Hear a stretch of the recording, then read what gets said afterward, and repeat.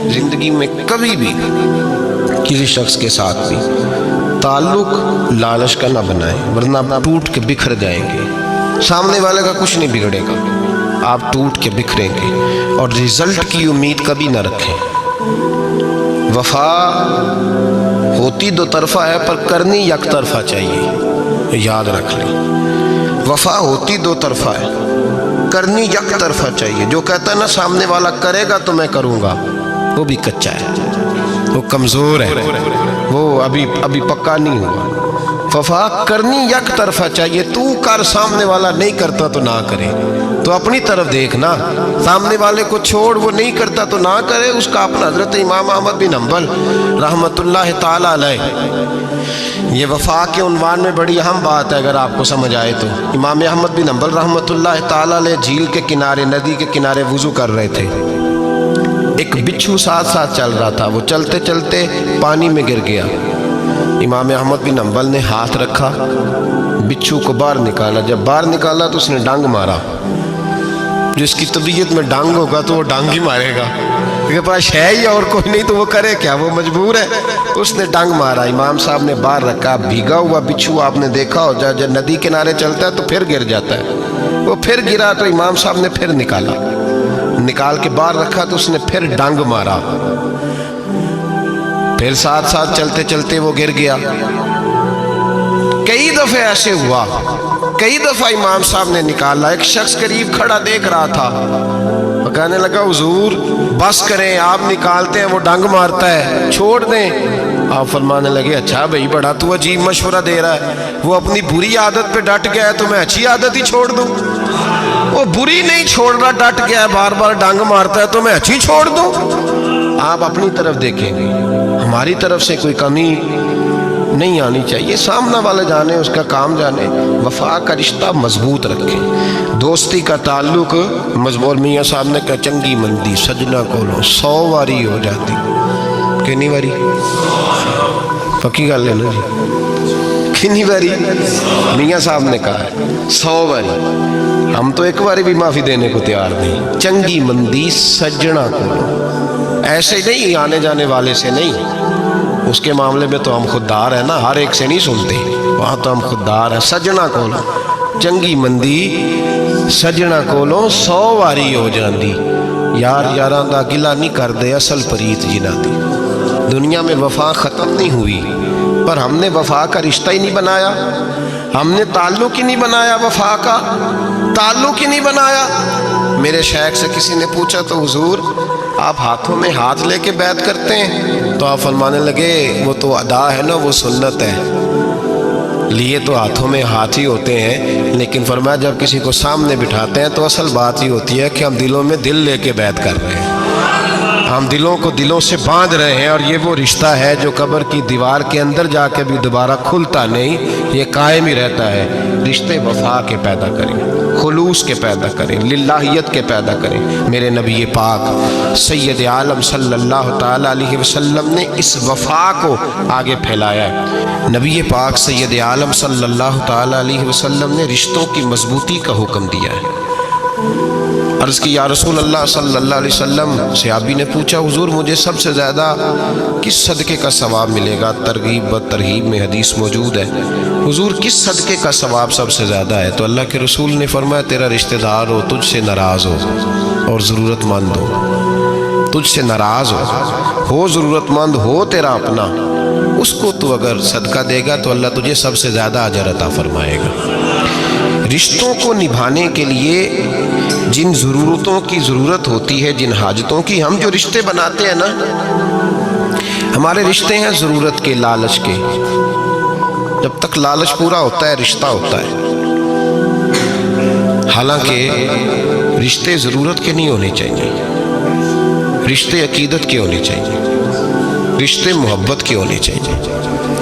اور روحانی زندگی میں اگر کوئی رشتہ لالچ کا ہو تو وہ تو 2 قدم نہیں چلتا، ٹوٹ جاتا ہے۔ عقیدت اور محبت اور احترام کا جو رشتہ ہوتا ہے وہ مضبوط ہوتا ہے، وہ ہمیشہ چلتا ہے، اس کے اندر پختگی ہوتی ہے۔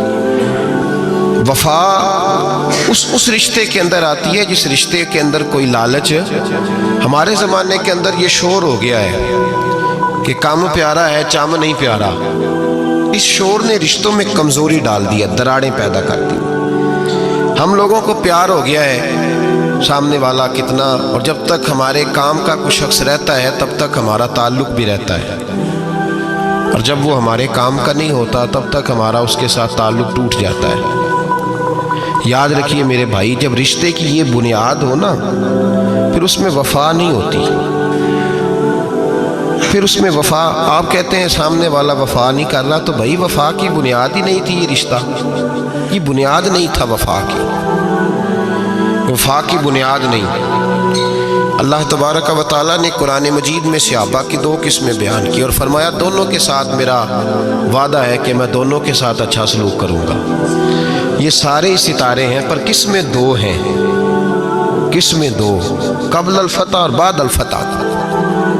ایک قسم وہ ہے جو فتح مکہ سے پہلے کلمہ پڑھ کے مسلمان ہوئی، ان لوگوں کی درجہ اللہ کی بارگاہ میں زیادہ ہے۔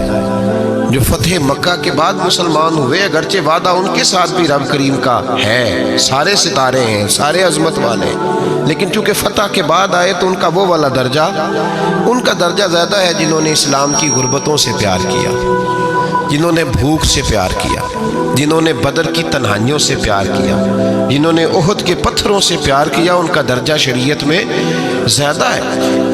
اگر آپ تعلق رکھتے ہیں نا، یاد رکھیں اتنی دیر کے جتنی دیر کام چلتا ہے، جتنی دیر ہمارا کسی دوست کے ساتھ تعلق ہے، تو یہ رشتہ کمزور ہے، اس میں وفا نہیں ہوگی اور کسی نہ کسی جگہ پہ ٹوٹ جائے گا، کسی نہ کسی جگہ پہ آ کے ختم ہو جائے گا۔ صوفیاء یہ کہتے ہیں کہ اولاد کے ساتھ بھی اس تمنا کا رشتہ نہ رکھو کہ وہ میری وفادار ہوگی اور میری وہ کل کو خدمت کرے گی۔ کمیٹی نہ ڈالو کہ یہ بچے ہیں تو بڑے ہوں گے تو میں آرام سے بیٹھوں گا تو میری پینشن لگ جائے گی، یہ روٹی کما کے لائیں گے، یہ تو کمیٹی ہے، اولاد تو نہ ہوئی، کمیٹی نہ ڈالو، چھوڑو اس چکر کو۔ اولاد فرما بردار اگر ہوگی تو اپنے فائدے کے لیے ہوگی۔ ہم نے اس سے یہ لالچ بھی، حضرت عبداللہ بن مبارک رحمۃ اللہ تعالیٰ علیہ فرماتے ہیں لالچ کے رشتے ہیں دنیا کے، لالچ کے۔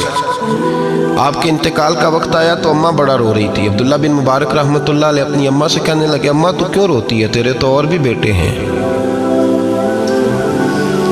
تو میرے بعد لوارث تو نہیں ہو جائے گی، آخری وقت ہے، نزع کا عالم، اماں تو کیوں روتی ہے، اور بھی بیٹے ہیں؟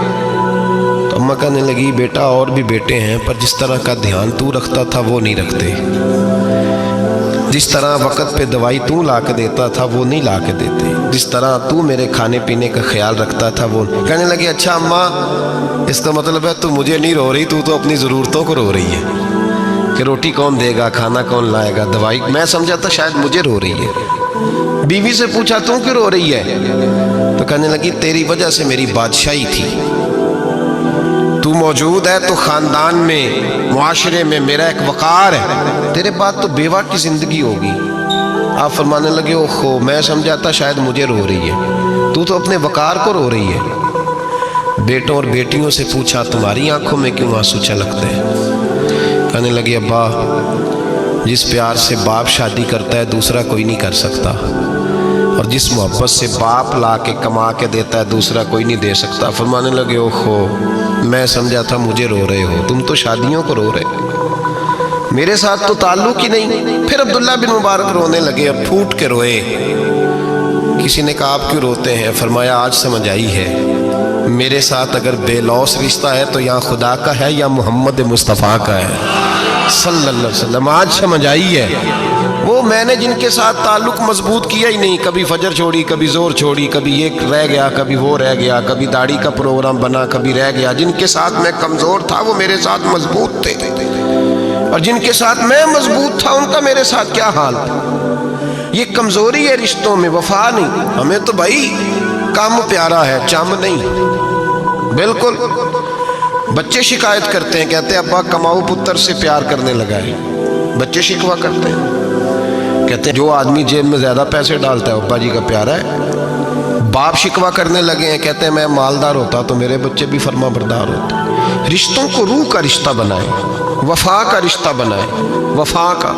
کتے کا ذکر قرآن پاک میں آیا ہے، اس لیے آیا ہے کہ اس نے اللہ کے ولیوں سے وفا کی تھی، اسی آیا ہے کہ اس نے اللہ کے ولیوں کے ساتھ وفاداری کی تو اللہ نے اس کا ذکر قرآن میں۔ رشتے لگانے کا لوگوں کو بہت شوق ہے، حالانکہ رشتہ لگانا اتنا مشکل نہیں جتنا نبھانا مشکل ہے۔ ہم ساری زندگی یہ ثابت کرنے کی کوشش کرتے رہتے ہیں کہ ہمارا جو فلاں آدمی سے تعلق ہے وہ بڑا مضبوط ہے، ہم یہ بتاتے رہتے ہیں کہ مجھے تجھ سے بڑا پیار، اور بتانا بھی چاہیے۔ نبی پاک صلی اللہ علیہ وسلم نے فرمایا جس سے محبت ہو اسے بتایا کرو کہ مجھے تجھ سے محبت ہے، تاکہ وہ بھی تم سے پیار کرے۔ یہ بتا دینا چاہیے، لیکن بتانے کا حکم ہے، ساری زندگی ثابت کرنے کا حکم نہیں۔ ہم ساری زندگی یہ ثابت کرتے رہتے ہیں کہ میں بڑا فرمانبردار ہوں آپ کا، میں بڑا تابعدار ہوں، میں آپ سے بڑی محبت کرتا ہوں، یہ ثابت کرتے رہتے ہیں۔ رشتے نبھانے سے بات بنتی ہے، ثابت کرنے سے بات نہیں بنتی۔ ایک تعلق کا پودا آپ نے لگایا زمین میں، چھوٹا سا پودا، اس کے سامنے کھڑے ہو کے آپ سارا دن کہتے رہیں کہ وہ پودے مجھے تجھ سے بڑی محبت ہے، میں تجھے بڑا چاہتا ہوں، میرا تیرے ساتھ بڑا رشتہ ہے، میرا تیرے ساتھ بڑا تعلق ہے، سارا دن پودے کو یہی کہتے رہیں۔ اور چھوٹے سے پودے، مجھے تجھ سے بڑا پیار ہے، میں رات بھی تجھے خواب میں دیکھ رہا تھا، کل بھی مجھے تو یاد آ رہا تھا، پرسوں بھی مجھے تو یاد آ رہا تھا، تو اس سے وہ پودا پروان نہیں چڑھے گا۔ پروان چڑھانے کے لیے اسے پانی دینا ضروری ہے، پروان چڑھانے کے لیے اسے جڑی بوٹی سے بچانا ضروری ہے، اسے پروان چڑھانے کے لیے اس پودے کو دھوپ اور چھاؤں مناسب فراہم کرنا ضروری ہے۔ سارا دن ثابت کرنے سے پودا پروان نہیں چڑھے گا۔ میرے بھائی، رشتے بتانا چاہیے، ضروری ہے، نبی پاک صلی اللہ علیہ وسلم نے حکم دیا۔ ہم سارا دن ثابت کرتے رہتے ہیں، لیکن رشتے پروان چڑھانے کے لیے جس پانی کی ضرورت ہوتی ہے، جس دھوپ چھاؤں کی ضرورت ہوتی ہے، رشتوں کے بیچ جو جڑی بوٹی آ رہی ہوتی ہے اسے کاٹنے کی جو ضرورت ہوتی ہے، وہ کام ہم کرتے نہیں۔ ثابت کرنے سے رشتے مضبوط نہیں ہوتے، چاہے روزانہ آپ ملاقات کر کے ثابت کریں کہ مجھے پیار بہت زیادہ ہے، رشتے عمل کرنے سے مضبوط ہوتے ہیں۔ ایک بادشاہ تھا، بادشاہ جو ہوتے تھے ان کے اپنے اپنے مزاج ہوتے تھے۔ اس بادشاہ نے 4 5 6 کتے رکھے ہوئے تھے، اور کتے بڑے بڑے کتے تھے، اور بڑے وہ خون خار کتے تھے، چیر پھاڑ کھا جاتے تھے، شیر جتنے ان کے قد تھے۔ بادشاہ تھوڑا سا کسی آدمی سے ناراض ہوتا نا، تو ایک بہت بڑے پنجرے کے اندر ایک بہت بڑا سلاخوں کا گھر اس نے بنایا ہوا تھا، اس میں کتے ہوتے تھے، اور کتے کو جب باندھ کے رکھا جاتا ہے تو زیادہ زہریلا ہو جاتا ہے، وہ زیادہ اس کے اندر کرواہٹ آتی ہے، زیادہ کاٹتا ہے۔ اس نے قید کیے ہوئے تھے، کتے تو بڑے زہریلے تھے۔ جس آدمی سے بادشاہ تھوڑا سا ناراض ہوتا نا، تو وہ کتے کے آگے اس آدمی کو ڈالتا، کتے اس کو چیر پھاڑ کے کھا جاتے۔ یہ سزا تھی، لوگوں کو پتا تھا۔ بادشاہ کے وزیر نے بڑی خدمت کی بادشاہ کی،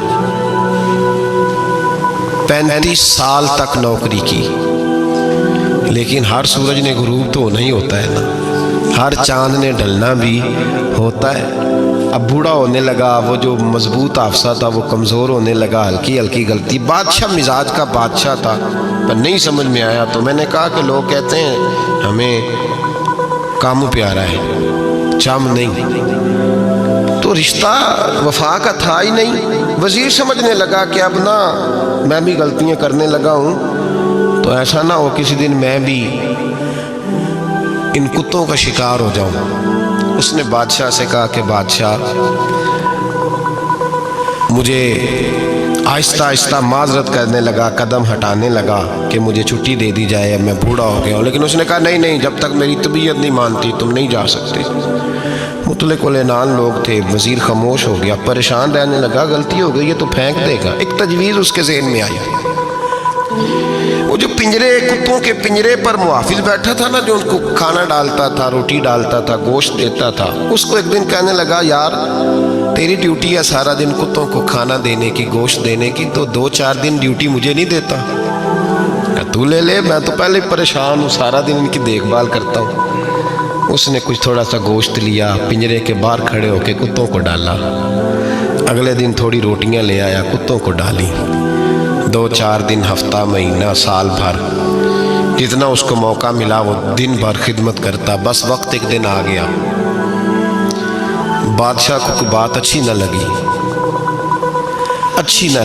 اس نے کہا اس بڈھے کو اٹھاؤ اور ڈالو کتوں کے پنجرے میں۔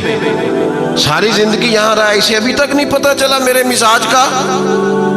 جب اٹھا کے پنجرے میں ڈالا نا، تو بجائے اس کے کہ کتے اسے کاٹ کھاتے، وہ اس کے پیر چومنے لگے۔ وہ پیر چومنے لگے، ہاتھ چومنے لگے، چاٹنے لگے۔ تو بادشاہ اب سامنے کھڑا تھا نظارہ دیکھنے کو کہ چیر پھاڑ کرتے تو خوش ہوا کرتا تھا، خونخوار درندے جیسی اس کی طبیعت ہو گئی۔ جب دیکھا وہ پیار کر رہے ہیں تو بادشاہ وزیر سے کہنے لگا یہ کیا ہے؟ تو وزیر رو پڑا، کہنے لگا تو سیاستدان تھا تو میں بھی سیاستدان تھا، ساری زندگی سیاست کی، لیکن دنیا داروں کے ساتھ رہا تو انجام یہ ہوا کہ مجھے اس پنجرے میں ڈال دیا گیا۔ دیکھ تو بہت بڑا سیانہ تھا اور میں بھی سمجھدار تھا، وزیر رہا، لیکن ہمارا روح کا رشتہ نہ بن سکا۔ ارے ہم سے تو یہ کتے ہی اچھے نکلے۔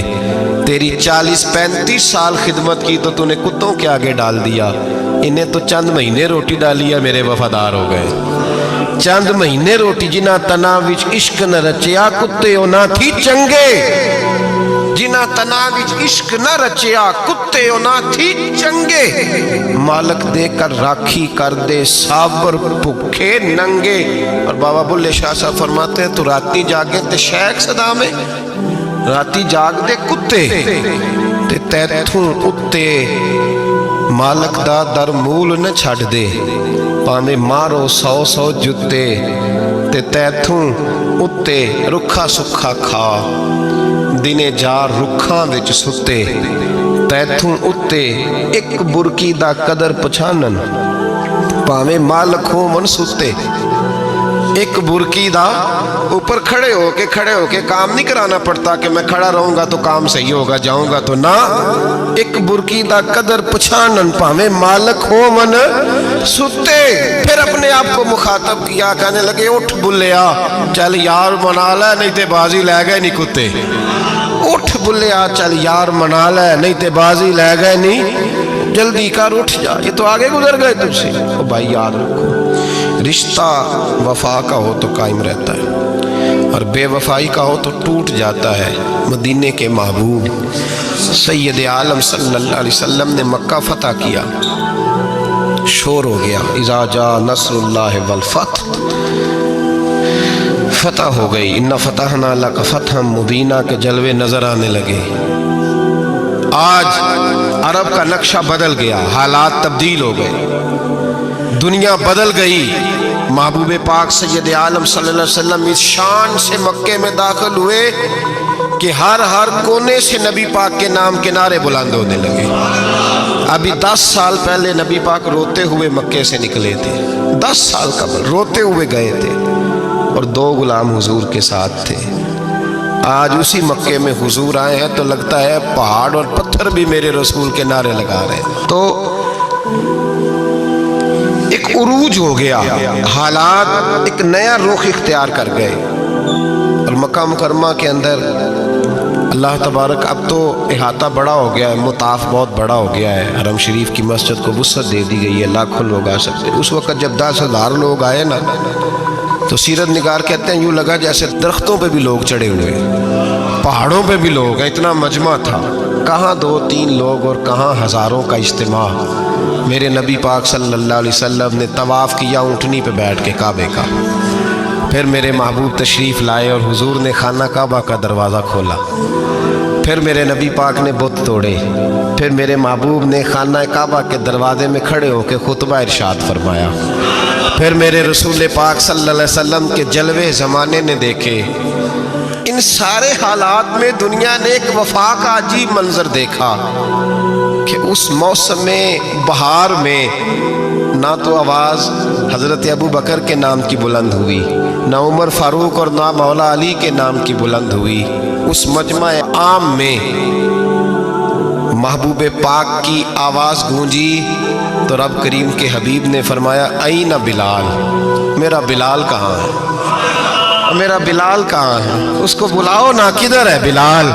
अजीब रंगे वफा देखा ना लोगों ने, ये वफा फरमाया बिलाल किधर है। हजरत बिलाल हाथ बांधे सबसे पीछे, वो शोहरत से बचने वाला पीछे पीछे रहता है। जी चाहता है सारी गजलें उस जालिम के नाम करूं।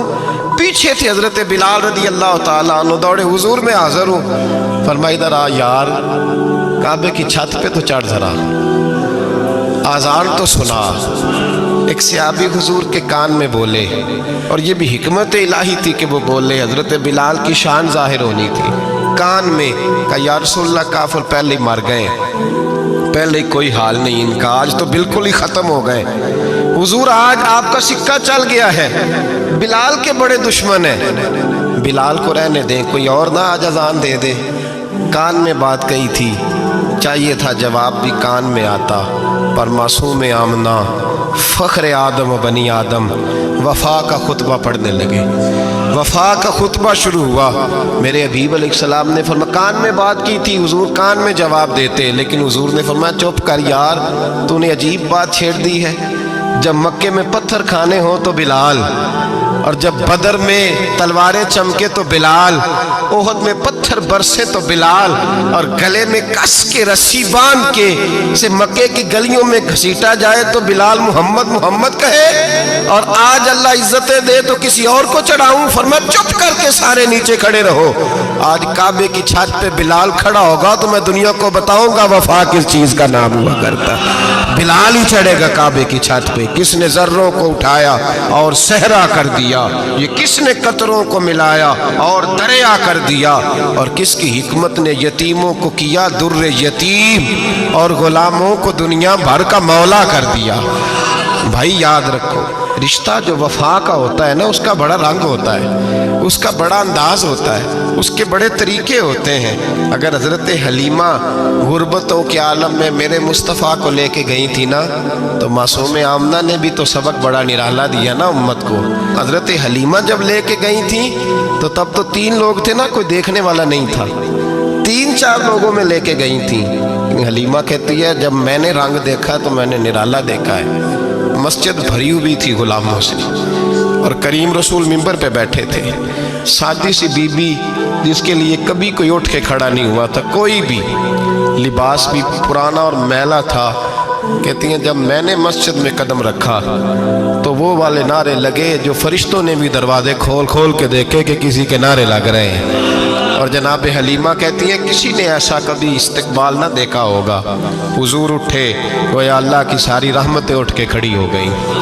और फिर मुस्तफ़ा करीम ने बिछाई जब चादर, और हज़रत हलीमा सादिया रदी अल्लाह ताला अन्हा बैठी, और हुजूर अत्तहियात की हालत में सामने बैठो तो लोगों को पता चला जो वफा का रिश्ता होता है उसका रंग ज़रा निराला हुआ करता है, उसका अंदाज ज़रा अनोखा हुआ करता है। भाई रिश्ता वफा का, रिश्ता खुलूस का, लालच का रिश्ता।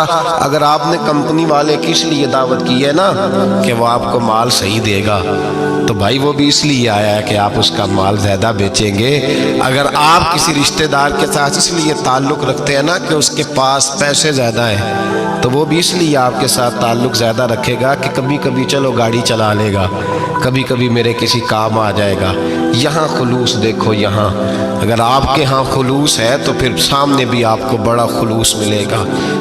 याद रख लें। परया उसका जानिए जिसका मज़ा तब भी है कि हज़रत अबू बकर सिद्दीक़ का जनाजा रोज़ा रसूल पे रखा जाए तो मुस्तफ़ा करीम का दरवाज़ा खुद ब खुद खोल जाए, और हुजूर फरमाए लाओ दोस्त को दोस्त के साथ मिला दो, पानी पर न सहेलियाँ ते रंगा रंग कड़े। परया उसका जानिए जिसका तोड़ रिश्तों को साबित न करें, रिश्तों से वफा करें, साबित न करें मेरा बड़ा रिश्ता है। आप पता चलना चाहिए कितना रिश्ता है। बाप का बेटे से रिश्ता होता है तो सारा दिन माथा चूमे प्यार करे, उसे दुख सुख का पता ही ना हो, तो ये कैसा रिश्ता हो। रिश्ते साबित न करें, रिश्ते मजबूत करें, मजबूती वाली ड्यूटी सर अंजाम दें। अल्लाह अपने साथ, अपने महबूब के साथ, अपने नेक बंदों के साथ हमारे रिश्तों को मजबूत फरमाए। आमीन। आखिर दावा।